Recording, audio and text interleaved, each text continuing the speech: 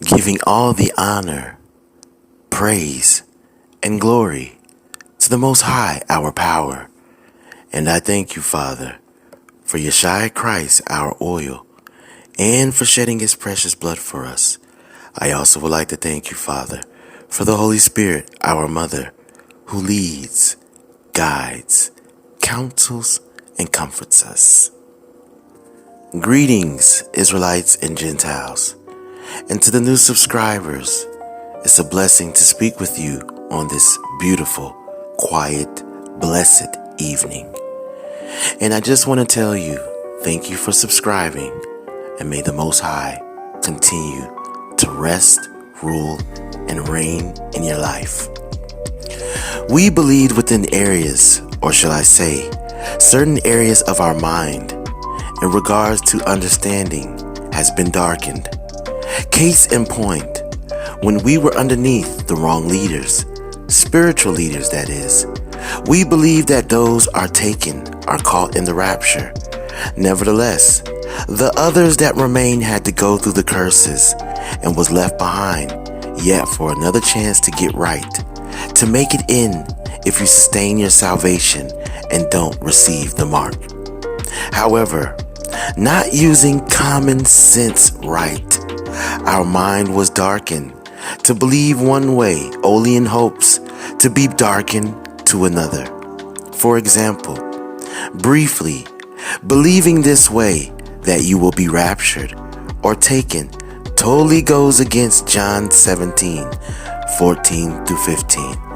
I shall read, I have given them thy sword, and the world has hated them, because they are not of the world, even as I am not of the world.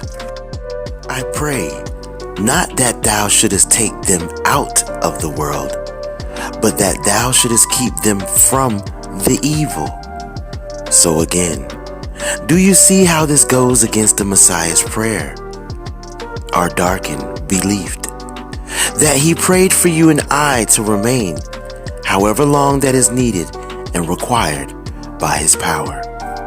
So with this in mind, that some of us erred to believe in the rapture and this understanding, how many more scriptures have we remembered in heart and mind, but don't have the right understanding? Jumping right in for time's sake, and by the obedience of the Holy Spirit, amongst the brethren, without having to say names, there's no need. A question or a statement arise that we will become hunters. Nevertheless, heated arguments arise. Each said his points, but to no resolve, the relationship in a sense was broken. Oh, how divided we are, because by our beliefs, and we don't give ourselves a time with one another to learn and grow. However, I'm not hurt anymore behind this, because I know the truth about a matter, because I asked, seeked, knocked, and truly if you seek Christ, who is the truth will make you free. Now, Jeremiah 16:16. Pay attention and listen closely. Behold, I will send for many fishers, saith the Lord, and they shall fish them. And after will I send for many hunters, and they shall hunt them from every mountain and from every hill and out of the holes of the rocks. Now, looking at this text at face value, two questions should arise. Who are the hunters? Number one, who hides or flees to the mountains, or who will be straight to the point in hiding? But before we answer, let's reread again. Behold, I will send for many fishers, saith the Lord,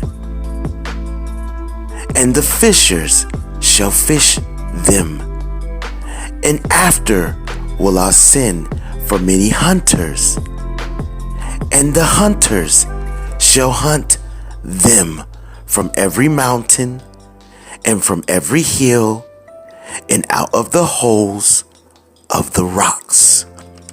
Again, who shall be doing the hunting, and who will be in the mountains? Genesis 19:17, in paraphrase: escape for your life. Look not behind thee, neither stay thou in all the plain. Escape to the mountain, lest thou be consumed. Did you catch that? Okay, you don't believe me. Let's go to Exodus 19:2, in paraphrase.